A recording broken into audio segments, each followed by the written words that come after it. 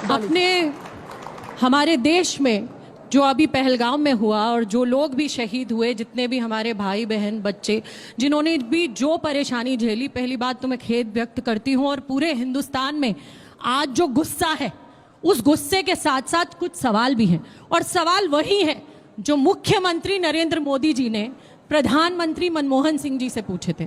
आज वही सवाल मैं कांग्रेस की प्रवक्ता होने के नाते अपने देश के प्रधानमंत्री नरेंद्र मोदी जी से पूछना चाहती हूं। और आप सुनिए कि क्या सवाल थे, और अगर क्या विपक्ष, जब वो विपक्ष में थे और वो सवाल पूछा करते थे, तो क्या वो गलत करते थे? और आज अगर वो विपक्ष सवाल कर रहा है तो वो विपक्ष कैसे गलत हो गया? मैं वही सवाल और वही रिकॉर्डिंग आपको सुनाना चाहती हूं, आप सुनिए, ताकि गौरव जी जो यहां कह रहे हैं वो भी दूध का दूध और पानी का पानी हो जाए। है उनके पास शस्त्र और बारूद कहां से आता है? जो आपके कब्जे में है उसको तो संभालो, और जो विदेश से बारूद आता है, शस्त्र आते हैं, आतंकवादियों के पास पहुंच जाते हैं, उसको तो रोको। या प्रधानमंत्री, आप इतनी निगरानी नहीं रख सकते?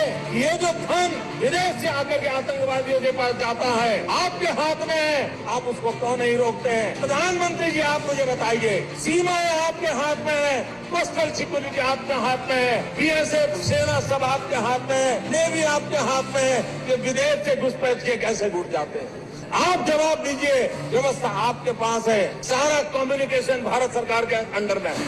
मैं पूछना चाहता हूं प्रधानमंत्री जी को, इस विषय में आपने क्या किया है? ये जो आतंकवादी है, अब आप बताइए, क्या ये सवाल गलत है? और यही सवाल विपक्ष आज कर रहा है कि इंटेलिजेंस क्या कर रही थी? आतंकवादी आए, जैसे एक प्लेग्राउंड में घुस आए, हमारे लोगों पर धड़ धड़ गोलियां चलाई, हमारे लोग शहीद हो गए, और उनके लिए खुले थे रास्ते, ना कोई चेक पोस्ट, ना कहीं कोई पूछताछ। जैसे मारने के लिए आए वैसे ही मारकर हमारे लोगों को भाग गए। कोई पूछताछ नहीं, कोई देखने वाला नहीं, कोई बताने वाला नहीं। मैं एक न्यूज रिपोर्ट देख रही थी जिसमें कहा कि 70 से ज्यादा आतंकवादी हमारे देश में घुस गए। ये इंटेलिजेंस की रिपोर्ट है, जिसके लिए सरकार की मार्च और अप्रैल में मीटिंगें भी हुई। लेकिन मीटिंगें होने के बाद आपने क्या किया? पहलगाम जैसे एरिया, सेंसिटिव एरिया को आपने एक भी आर्मी का जवान वहां 2000 से ज्यादा पर्यटकों के लिए छोड़ा नहीं। मुझे बताओ मेरे देश के बच्चों, क्या ये सवाल वाजिब नहीं है? वाजिब नहीं है? क्या हमें नहीं पूछना चाहिए एक सुर में सरकार से? अगर मुंबई अटैक पे शिवराज पाटिल इस्तीफा दे सकते हैं, तो आज अगर हम अमित शाह से सवाल करते हैं तो क्या गलत करते हैं? बताइए। गलत है? गलत है? गलत है?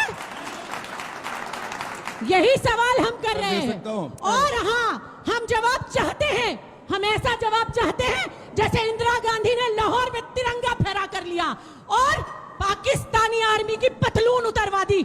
वो जवाब था कि घुटने टेकने पड़े और हमने बांग्लादेश बना दिया।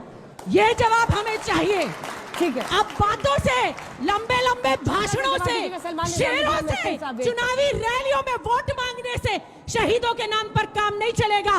अब इस पाकिस्तान के घर में घुस के इनको उतनी ही गोलियों से भून कर हमारा बदला पूरा होगा, और इनको ये बताना पड़ेगा। और इस सरकार को अब तो पहली बार हमने देखा है, जो लोग कहते थे कि आतंक खत्म हो गया, पहली बार कल ऑल पार्टी मीटिंग में उन्होंने कहा कि चूक तो हुई है।